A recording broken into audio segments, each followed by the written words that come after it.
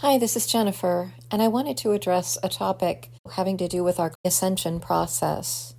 This is a topic that's near and dear to me and something I've been incorporating into my own daily life. It is so important to have a plan to assist our physical bodies in the process of evolving from the denser carbon-based form to our higher frequency embodiment that allows us to hold more light. With everything happening in our world, making it more evident that Earth is not alone in this universe. We live in a multiverse. There are many universes and many galaxies throughout creation. And while there is just one creator, the creator has given life to infinite life forms, worlds upon worlds. Earth is unique because it's a planet that holds within it the genetic codes for many star nations and civilizations. Earth itself is evolving and ascending, which means it is becoming less dense and heavy as it receives more light, higher energy and frequencies. So we, as her inhabitants, are also evolving and ascending in this same way. But we need to help our bodies, assist our bodies in keeping up with this ascension that is taking place. We need to synchronize our energies with the earth, but we can encounter roadblocks when we are stuck in lower density consciousness, which is how we've been indoctrinated in our 3D world, its constructs and perspectives. What I feel inspired to address is an opportunity to offer some tools that you can use to take a more proactive, conscious participation in the process of your ascension. So first, when I use the word ascension, it is really the simultaneous process of ascending to higher consciousness, but also allowing the higher frequencies and light to merge with our physical body. As we lift our perspective to that of divine will and presence, we are calling down that divine will, light, and presence into every cell, every part of our daily journey. Every breath, every action, we agree to align with divine will, to become more engaged in our awareness of the God spark within our being and in all life around us as well. We can no more separate the created, which is us, from our Creator, any more than we can separate the rays of the sun from the sun. Darkness ensues only when we turn off our light and believe that we are separate from Source. Some have chosen to walk the path of darkness and may have agreed to experience it in extreme before they are able to turn around and again move toward their inevitable return to the light of the Creator. But for our purpose here, I invite you to remember who you truly are. As Christ said to his apostles, the kingdom of heaven is within you. When you bring forth what is within you will save you. When you do not bring forth what is within you will destroy you. And in that same vein, he also described sin as action or non-action that goes against your authentic nature, purpose, and expression. And this does bring up controversy because we have those who are consciously choosing or unconsciously choosing a path of darkness, a path of separation from the light, and who claim to be acting out their authentic nature while they aggressively attack others and try to control their world or control what others are doing and saying. But consider that Christ also said, "Whatsoever you do to the least of my people, you are also doing to me." I don't believe he ever intended for us to require a mediator, particular church or institution of any kind to connect with him and to connect with a Creator. As he said, I and the Father are one. What I do, you can do. So I also believe many of his teachings were eliminated from the Bible because they were contradicting the power of the Roman Church, the institution at the time. Why go to a church if you have direct access to divine intelligence, wisdom, love, and guidance? So much about Earth's history and Christ's entire life has been suppressed for eons, and it will all come out eventually. But to continue, what he is saying is that when we lash out at someone, we are only hurting ourselves, because we become one with whatever or whomever we condemn. We are merging our energy and focus on that thing, situation, or person. We are all expressing in an infinite array, just like those rays of the sun that touch down on different places all over this earth. Each of us is unique in our expression and purpose, but we all come from the same source.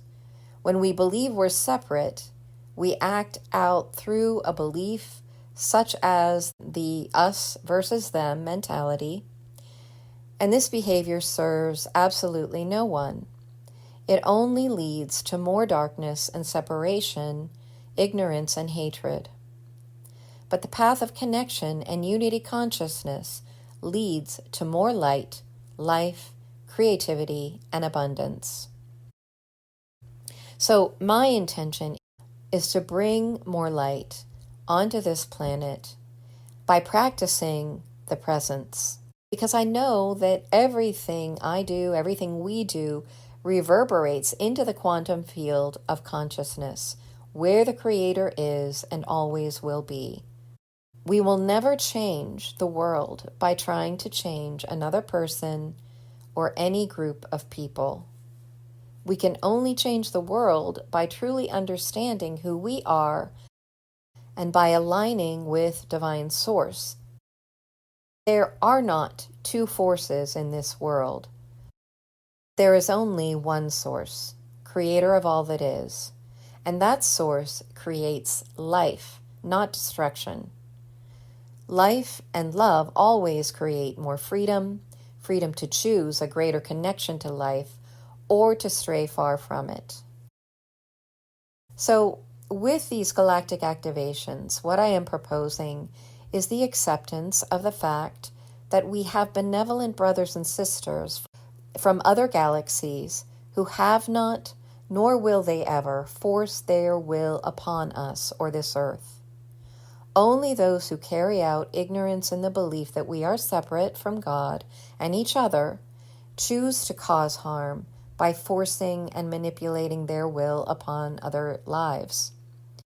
This is the karmic pattern that Earth and all her inhabitants are now healing, and it's being accelerated by the energies of both the total lunar and partial solar eclipses, as well as the fall equinox we just had. The fall equinox is a season of allowing what is already dead to simply die, and to allow that death cycle to seed the new life that will come into being in the spring. The Virgo-Pisces axis is the astrological line of energy of both, on the Virgo end, what we separate and compartmentalize, and then merge this into oneness, which is the Pisces side of the axis. There needs to be equal give and take between what is individualized and also it's merging into oneness with the all, which is the Pisces side. And as we allow that oneness of being to merge within our physical vessel, then we are carrying that light into our world. So these galactic activations created by Enrita Melchizedek, whose energy I can personally attest to as pure light, and I'll leave her link below. These are sacred geometric templates she designed with affirmations that go along with them. And they're all designed to help you remember your full divine nature so that you can walk through life storms with confidence, ease, and grace, all the while becoming more light-filled, love-driven, and able to effect the changes in your own life that you personally intend, letting go of anything that is unwanted or not needed to be experienced anymore, and allowing your highest timeline, the highest expression of who you are to come through. And when we say, I am all that, I am, what we are doing is acknowledging the Pisces reality of unity, remembering that we are all one. As we embody, which is a Virgo word, the presence of the one, we reflect that back to each other. I am all that I see, even when it doesn't feel right, or I don't like or agree with what I see. It's teaching me something about myself. I can observe without judging, maintaining my inner peace, equilibrium, and confidence in the one, and grant freedom to that person or situation to simply be what it is. We all agreed to be here on Earth at this time and walk the path of duality and drama, all for the sole purpose, and you can spell that S-O-L-E or S-O-U-L, to wake up to our oneness and unity. That is the path of ascension. The collective shadow is that of the collective ego, which seeks to divide and control. It has no power unless we consciously give it power by fearing it or condemning it. The only way to dissipate the collective shadow is by shining a light on our own personal shadow, by doing the inner work and remembering that the kingdom of heaven is within you.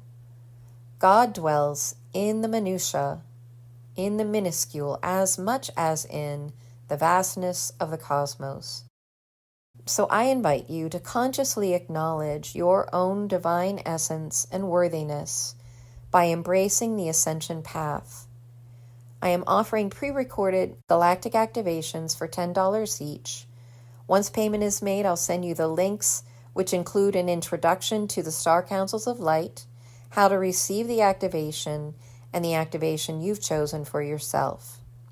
There are 48 total, but I'm just starting with a few, and we'll add more later. But the path of ascension is one of remembering all that we are, and all that we are as one family of light.